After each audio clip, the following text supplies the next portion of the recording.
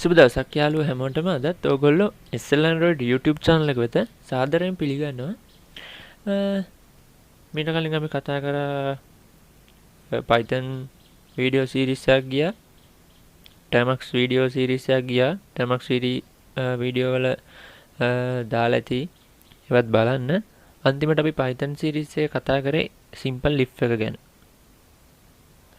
අපි මේ වීඩියෝ එකෙන් කතා කරන්නේ if else statement එක ගැන. ඒ කියන්නේ if එකේ else part එකත් එක්ක තියෙන if එක ගැන.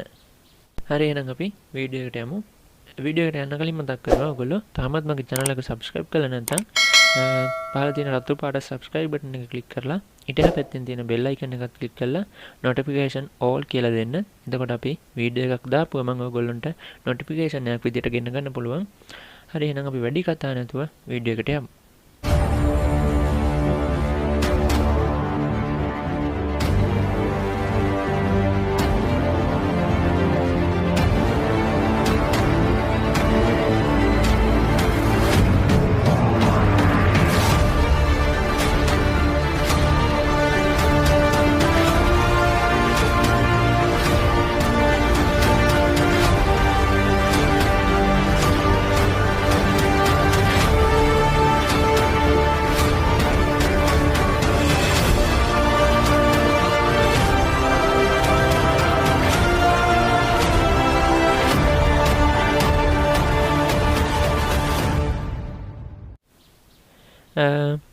මේක syntax එක මම පෙන්නන්නම් මෙතන. මෙන්න මේ විදිහට තමයි syntax එක තියෙන්නේ. මේකෙන් වෙන දේ මම පොඩ්ඩක් පැහැදිලි කරන්න. අපිට තර්කයක් යම්කිසි තර්කයක් දීලා ඒ තර්කය නිවැරදි විට හා නිවැරදි විට හෝ ඒ තර්කය අසත්‍ය විට, ඒ කියන්නේ වැරදි විට ක්‍රියාවන් දෙකක් වෙන වෙනම සරලව කිව්වොත් යම්කිසි තෝරා ගැනීමක් කරන්න තමයි මේ if else statement එක පාවිච්චි කරන්නේ. දැන් ඔයගොල්ලෝ හිතන්න ඔයගොල්ලන්ට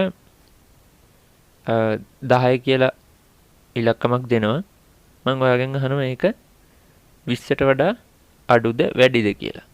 20ට වඩා අඩුයිනේ. අන්න ඒ වගේ තෝරා ගැනීමක් කරන්න තමයි මේ if එක අපි පාවිච්චි කරන්නේ Python වලදී. මම ගන්නම් උදාහරණයක් මේ විදියට. ඉස්සෙල්ලම අපි if එක දැන් මේ විදිහට මේ ඔයගොල්ලන්ට පේන විදිහට තමයි syntax එක තියෙන්නේ. හරි, මම සරල උදාහරණයක් ගන්නම් මේ විදිහට. මම විචල්‍යයක් නම් කරනවා. මම x කියලා විචල්‍යයක් නම් කරනවා 10. ඊට පස්සේ මම යම්කිසි තෝරා ගැනීමක් කරනවා if x කියන විචල්‍ය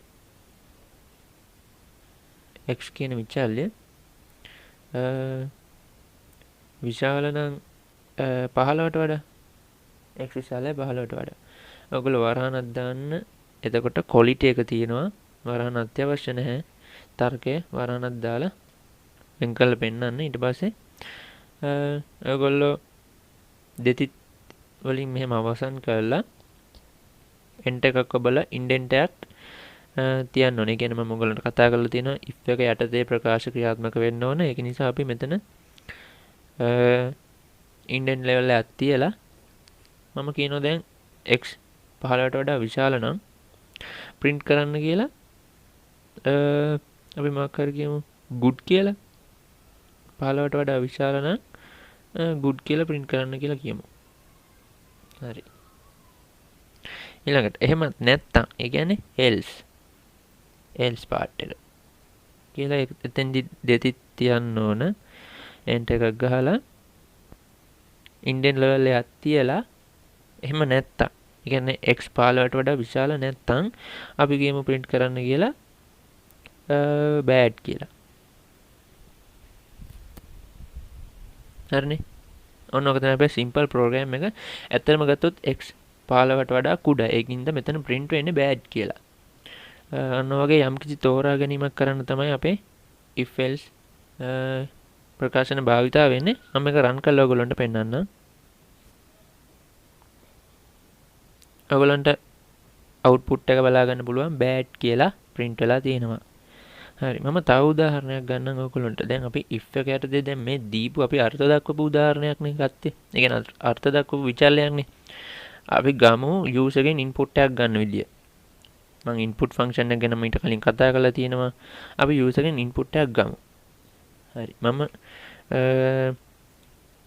user ගෙන් input එකක් ගන්න මම නිකන් temp කියලා විචල්යයක් අර්ථ දක්වලා user ගෙන් input එකක් ගන්නකොට input function එක ඕන වෙනවා ඔයගොල්ලන්ට.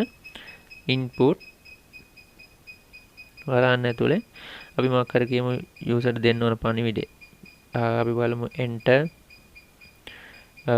මොකක් හරි temperature වගේ. enter temperature sorry අකුරු දෙකක් ඇවිල්ලා. හරි දැන් මෙතන user temperature එක enter කරන්න කියලා තමයි user ට කියන්නේ. ඊට පස්සේ ඒක අපි temp කියන විචල්‍යයට පවර්ලා තියෙන මෙතන. දැන් user enter කරන්නේ දැන් උෂ්ණත්වය දශමක අගයක්. ඒ කියන්නේ හරියටම පූර්ණ සංඛ්‍යා නෙමෙයිනේ. 27.5යි 27.6යි මේ විදිහටනේ. ඒකින්ද මේක ඔයගොල්ලෝ int නෙමෙයි මේක float එකක් විදිහට තමයි ගන්න ඕන අපේ විචල්‍යයට පවරන්න ඕන. මම ඒක මේ විදිහට float කරගන්නම් ඔයගොල්ලන්ට පේන වෙදී. මම මේව ගැන කලින් කතා කරා මගේ වීඩියෝ ටික බලන්න. ඔයගොල්ලන්ට නොතේරෙන තැනක් තේරෙනවා නම් දැන් temp කියන විචල්‍යයට උෂ්ණත්වය ඒ කියන්නේ user දෙන උෂ්ණත්වය දශමක අගයක් විදිහට තමයි පැවරිලා තියෙන්නේ. දැන් අපි තෝරා ගැනීමක් කරමු. අපි if කියලා අරගෙන temperature කියන අපි ගත්ත විචල්‍ය temp විචල්‍යනේ විචල්‍ය විශාලද බලමු 70කට විතර බලමු. 70කට වඩා අධික උෂ්ණත්වයක්. අපි උෂ්ණත්වය වැඩි නම් අපි කියමු print කරමු hot කියලා. print එකක් දෙමු අපි hot කියලා. හරි. එහෙමත් නැත්නම් else ඒ කියන්නේ උෂ්ණත්වය 70ට වඩා අඩු නෑ අඩුයි. ඒ කියන්නේ උෂ්ණත්වය 70ට වඩා අඩුයි. ඒ කියන්නේ වැඩි නෑ කියන්නේ අඩුයිනේ. temp එක 70ට වඩා අඩු නම් අපි කියමු print කරන්න කියලා cool කියලා.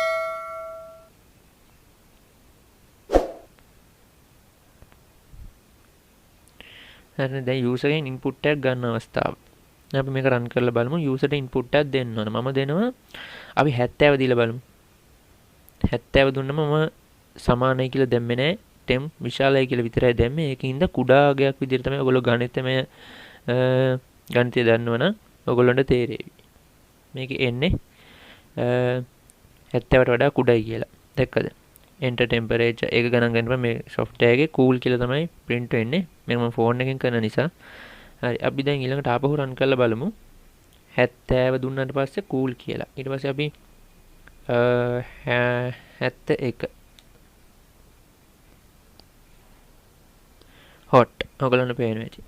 දැන් ඔයගොල්ලන්ට 70වත් මෙතෙන්ට අයිති කරන්න ඒ කියන්නේ 70වත් ඇතුළත් වෙන්න නම් මෙතෙන්ට මේ සමානයි කියලා දාන්න. එතකොට ආපහු run කරලා බලමු 70 දීලා 70වත් hot කියලා තමයි අයිති වෙන්නේ. අපි 70 දෙමු. ඔයගොල්ලන්ට පේනවාද දැන් 70වත් hot කියලා තමයි වැටුනේ. හරි ඕක තමයි අපේ if එක. මම හිතනවා ඔයගොල්ලන්ට පැහැදිලි වෙන්නේ නැති කියලා. දිගටම එකතු වෙලා ඉන්න channel එක subscribe කරන්න. Python video series එක ඉක්මනට මෙවර කරනවා. ඊළඟට PHP ඊළඟට එහෙම යන්න තමයි බලාපොරොත්තු වෙන්නේ. HTML Java දිගටම රැඳිලා ඉන්න. ඒ අතරතුර ටර්මක් series එකක් යනවා. hacking tracking වලට ආස කට්ටිය ඒ වීඩියෝ එක බලන්න. ගොඩක් වටින වීඩියෝස් තියෙනවා. Instagram followers ලා වැඩි කරගන්න. Facebook මම වචනේ කියන්නේ ඒ වගේ දේවල් ගොඩක් තියෙනවා. ඔයගොල්ලෝ බලන්න බැලුවේ නැත්නම් ගොඩක් වටිනවා. හරි මං එහෙනම් අදට නවතින්නම්. අපි ඉක්මනටම තවත් Python වීඩියෝ එකකින් හම්බ වෙමු. සුබ දවසක්.